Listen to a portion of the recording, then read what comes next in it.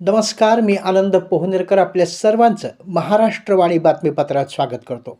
पाहूया आजच्या विशेष घडामोडी.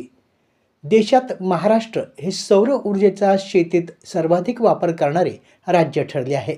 शेतकऱ्यांसाठी फीडर सौर ऊर्जेवर आणून स्वतंत्र 16,000 मेगावॅट वीज निर्मिती करू. त्यामुळे अन्य वापरातील विजेच्या दरात आपण दरवर्षी 3% कपात करून ग्राहकांना स्वस्त वीज देऊ शकतो, असं आश्वासन मुख्यमंत्री देवेंद्र फडणवीस यांनी आज छत्रपती संभाजीनगर या ठिकाणी बोलताना दिलं. मागील त्याला सौर कृषी पंप योजनेत महाराष्ट्रानं विश्वविक्रम केला आहे. महावितरणने एकाच महिन्यात 45,911 सौर कृषी पंप स्थापित करण्याचा उच्चांक गाठला. या विक्रमाची गिनीज बुकमध्ये यशस्वी नोंद झाली आहे. गिनीज बुकतर्फे विश्वविक्रम प्रमाणपत्र प्रदान सोहळा आज छत्रपती संभाजीनगरच्या शेंद्रा MIDCमध्ये एरिक सिटी मैदानावर पार पडला. या सोहळ्यास मुख्यमंत्री देवेंद्र फडणवीस यांची प्रमुख उपस्थिती होती. या विश्वविक्रमाची घोषणा करण्यासाठी गिनीज बुक ऑफ वर्ल्ड रेकॉर्डचे कार्ल सॅबेले हेही यावेळी उपस्थित होते. या सोहळ्यास राज्याचे ऊर्जामंत्री अतुल सावे, राज्यमंत्री मेघना साकोरे बोर्डीकर, विधान परिषद सदस्य आमदार संजय केणीकर, आमदार अनुराधा चव्हाण, आमदार नारायण कुचे, आमदार प्रशांत बंब, आमदार सुरेश धस, मुख्यमंत्र्यांचे आर्थिक सल्लागार तथा मित्राचे संचालक प्रवीण परदेशी, ऊर्जा विभागाच्या अप्पर मुख्य सचिव आभा शुक्ला, महावितरणचे अध्यक्ष तथा व्यवस्थापकीय संचालक लोकेश चंद्र, व्यवस्थापकीय संचालक आदित्य जीवने आदी मान्यवर या प्रसंगी उपस्थित होते. या कार्यक्रमात प्रारंभी मुख्यमंत्र्यांच्या हस्ते राज्यातील सौर कृषी पंपाचे डिजिटल लोकार्पण करून त्यांनी लाभार्थी शेतकऱ्यांशी दूरदृश्य प्रणालीद्वारे संवाद साधला. त्यानंतर गिनीज बुक विक्रम नोंदचे निरीक्षक पंच कार्ल सॅबेले यांनी विक्रमाची घोषणा केली.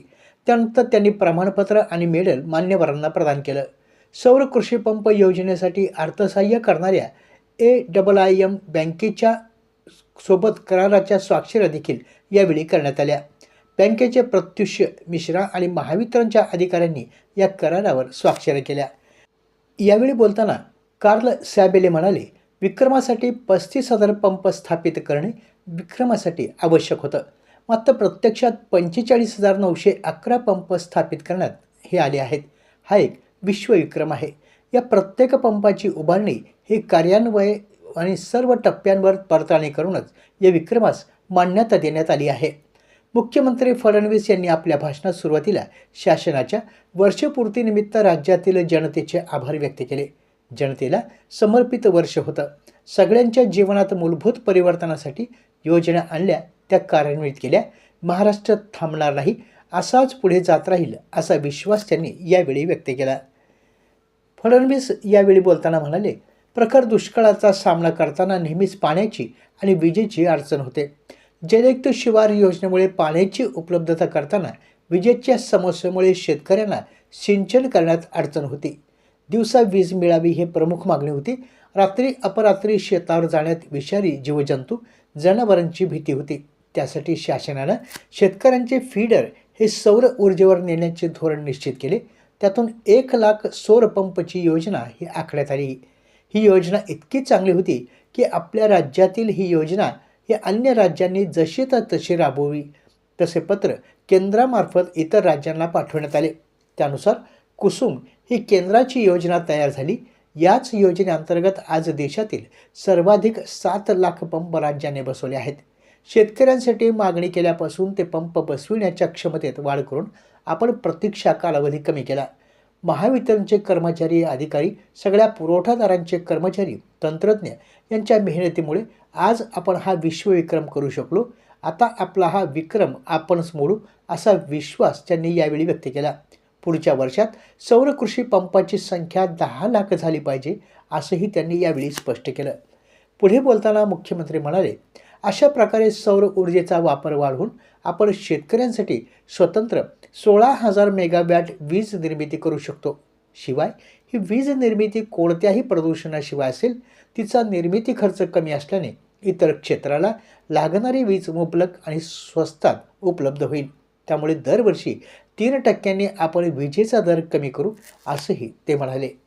सौर ऊर्जेचा वापर वाढल्यामुळे सौर ऊर्जा उपकरण निर्मिती कंपन्या वेंडर्स, कामगार, देखभाल करणारे अशा 1,00,000 लोकांना रोजगार मिळाला आहे.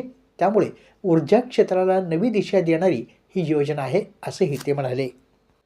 मराठवाड्याचे कौतुक करताना मुख्यमंत्री फडणवीस म्हणाले, या योजनेच्या अंमलबजावणीत मराठवाड्यानं आघाडी घेतली.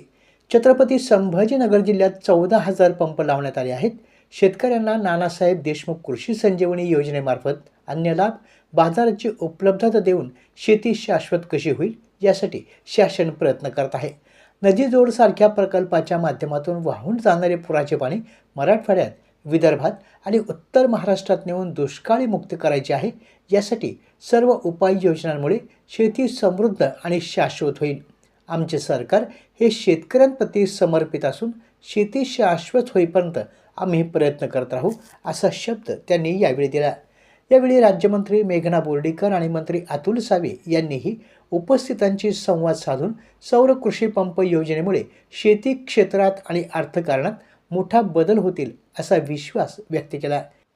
शिक्षकांच्या प्रलंबित मागण्यांकडे सरकारचं लक्ष वेधण्यासाठी शिक्षक आणि शिक्षकेतर कर्मचारी संघटना समन्वय समितीच्या वतीनं जिल्हाधिकारी कार्यालयावर आज मोर्चा काढण्यात आला होता.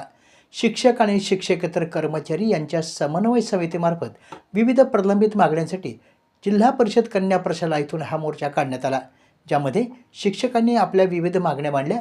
ज्यामध्ये TET निर्णयावर तात्काळ पुनर्विचार याचिका दाखल करावी, जुनी पेन्शन योजना लागू करावी, सर्व शिक्षकांसाठी वैद्यकीय कॅशलेस योजना लागू करावी, शिक्षक सेवा योजना रद्द करून राज्यातील शिक्षकेतर कर्मचाऱ्यांची रखडलेली भरती ही पुन्हा सुरू करावी, ऑनलाईन उपक्रम तात्काळ बंद करण्यात यावे, या आणि इतर मागण्यांसाठी हा मोर्चा काढण्यात आला. परभणी जिल्ह्यामध्ये एकूण 138 थॅलिसेमियाग्रस्त बालके असून त्यांना दर 15 दिवसाला आयुष्यमान वाढविण्यासाठी रक्ताची गरज भासते. त्याचबरोबर जिल्हा रुग्णालयात अपघातग्रस्त व्यक्ती आणि गरोदर माता यांनाही रक्ताची आवश्यकता भासते. ही गरज लक्षात घेऊन परभणी जिल्हा परिषद या ठिकाणी अधिकारी आणि कर्मचाऱ्यांच्या समन्वयानं रक्तदान शिबिर घेण्यात आलं. 5 डिसेंबर रोजी जिल्हा परिषद या ठिकाणी रक्तदान शिबिर घेण्यात आलं. यावेळी जवळपास 29 अधिकारी आणि कर्मचाऱ्यांनी स्वयंस्फूर्तीनं रक्तदान केलं. यावेळी स्वेच्छेनं रक्तदान करणाऱ्या अधिकारी आणि कर्मचाऱ्यांचा गौरव करण्यात आला. यावेळी राज्य समन्वयक थॅलिसेमिया मुक्त महाराष्ट्राचे लक्ष्मीकांत पिंपळगावकर, समाज कल्याण अधिकारी सरस्वती भोजने, स्वीय सहाय्यक युवराज देशमुख, कनिष्ठ प्रशासक गजानन लोंढे, कनिष्ठ प्रशासक अधिकारी मनोज कन्नावार, श्री आठवले आदींची यावेळी उपस्थिती होती. आपल्या जिल्ह्यातील अपडेट बातम्या पाहण्यासाठी आमच्या महाराष्ट्रवाणी या चॅनलला लाईक करा, सबस्क्राईब करा आणि शेअर करा. धन्यवाद.